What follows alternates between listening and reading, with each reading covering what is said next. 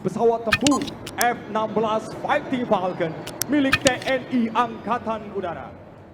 Syedaralun, pada perayaan hari ulang tahun atau HUT ke-77 tahun ini juga dimeriahkan oleh tim Flypast atau penerbangan seremonial pesawat tempur F-16 yang membentuk angka 77.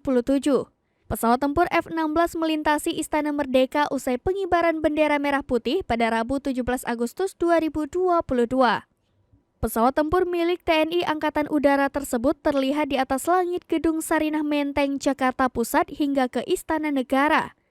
Sebanyak 14 pesawat tempur F-16 dari TNI Angkatan Udara membentuk formasi 77 yang menggambarkan 77 tahun Indonesia sudah merdeka.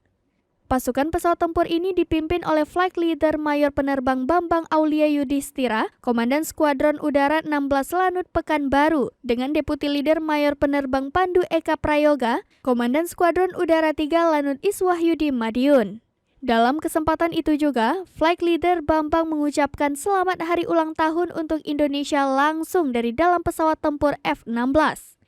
Usai parade pesawat tempur, di atas langit biru Jakarta kembali dihiasi dengan pengibaran bendera raksasa oleh formasi helikopter TNI dan Polri.